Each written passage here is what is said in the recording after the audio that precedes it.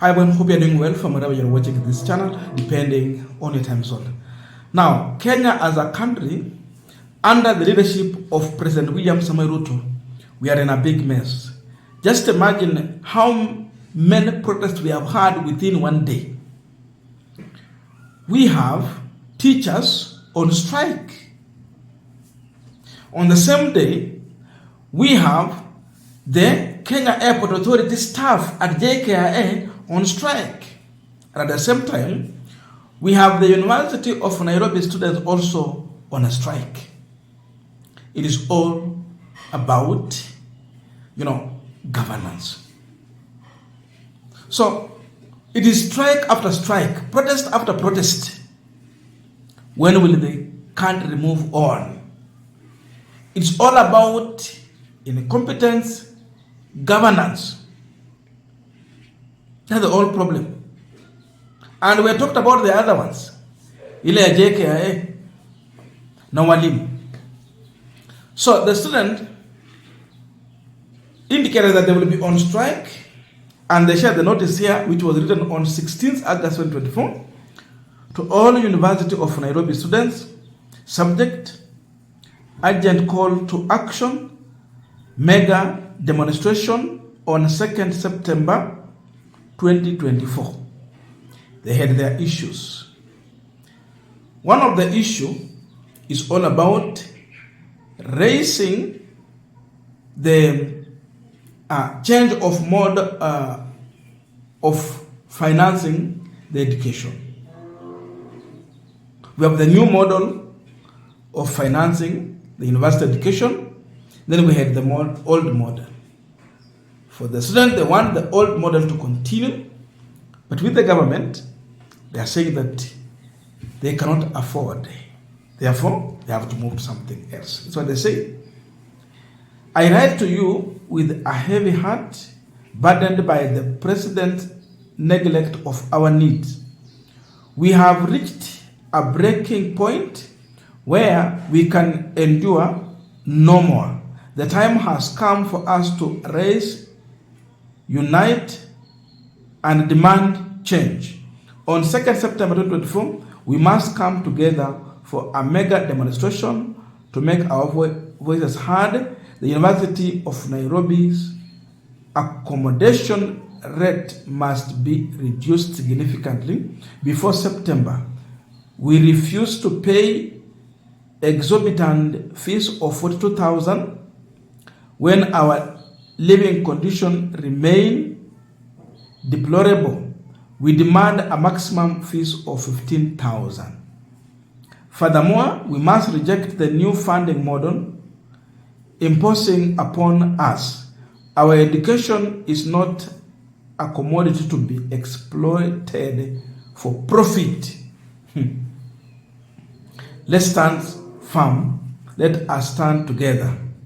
Our presence has its limit, and our persistence has its limit, and that limit has been reached.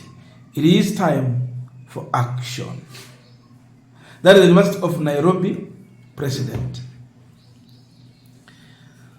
Because the government was not willing to negotiate, they were paying 6,000 for hostels. Now they're being asked to pay 42,000 for the same hostels.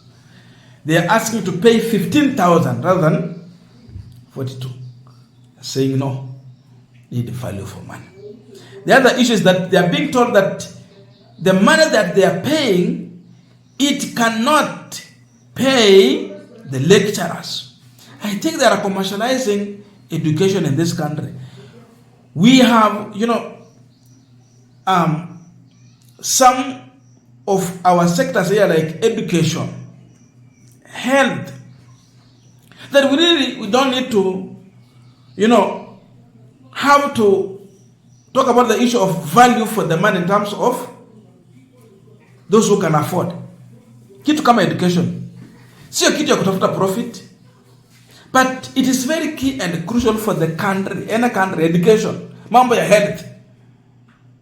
But when you commercialize education, what do you mean? That you have to pay for your education. Watu wa private wanalipa, hii ni public, funded by taxpayers money. There is tax, there is also budget for that. But now they are commercializing education in this country. Tumefika hapo. The new model of funding is all about those who cannot pay, those who cannot afford to pay, the poor to be helped. Wale wenye wako matajiri ama wako na uwezo wa kulipa, or middle class, to pay for themselves. But when it comes to that, just go and check on how bursaries is being dispersed in this country. You will find out that those who have connection are the ones who benefit. And the poor people do not have connections. It is middle class na hao wengine. Ulipigia governor campaign, utapata bursary. Ulipigia MCA campaign, ata connect bursary. Ulipigia mbunge campaign, bursary utapata. Not the needy. Those who are realigned and they were on forefront campaigning for these politicians. Watu wanapiga campaign wanakuanga maskini. Maskini ana nafasi ya campaign, ako busy. Big problem. Kama bursary imekuwa hivyo, what about this issue of funding? Ile kitu Mheshimiwa Ruto anatuambia hapa through the PS for Education Inyangala ni kwamba maskini akufa na maskini wake, lakini matajiri watahudumia sababu hao ndio wako na connection ya kupata that funding. Mambo ya dynasty na hustler yenye Ruto alileta, hustler wataangamia. And this is a government that is going to serve dynasty. The students are saying a big no. There was a protest from CBD to the Jogo office, ile office ya education, and they spoke to the PS for Education in Nyangala, but she still insists that they cannot afford. Imagine in a government where they are overtaxing Kenyans. Uhuru hakuwa anapiga tax yenye Ruto anapeana saizi. Uhuru had 8%. Ruto came with 16%. But he's saying he cannot afford to pay for this education. Tunaenda wapi? Wewe tulikuwa tunaelekea kutoka kwa Kibaki kuendelea paka huko mbele. Ilikuwa kwamba education ikuwe affordable and at most free. Sasa Ruto amerudisha miaka ingine mingi nyuma kabisa. Nielekea wapi? Na hata wanafunzi wakimaliza hakuna kazi. Wanaambia kazi ngaziko za mjengo. Very sad. And here is the situation at Nairobi CBD when the students were protesting. Accommodation fees are yes. Right now we are going at the University of Nairobi to address the issue of accommodation fee. So we are going to main campus for them to lower the accommodation fee at the University of Nairobi. So up to 9th, then the next thing, next way forward by 9th. Yes,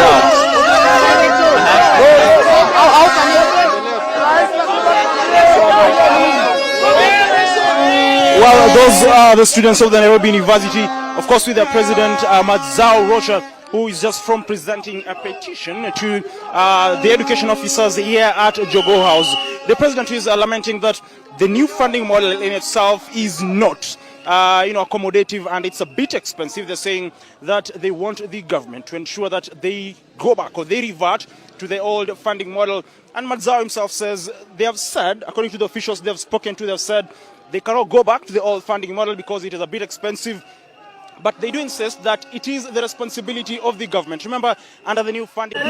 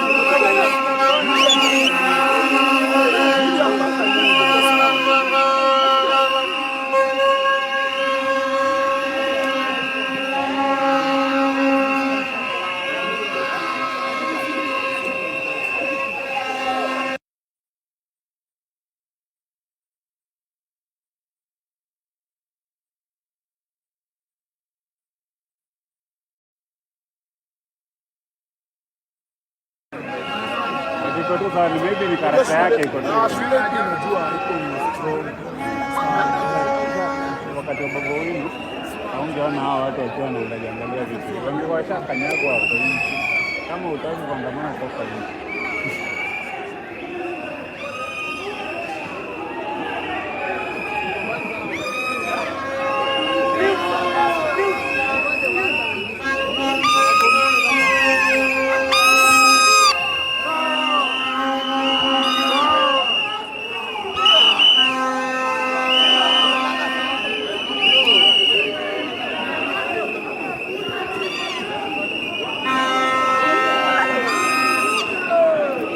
Tuko ndani ya UON, University of Nairobi, and these students demonstrating.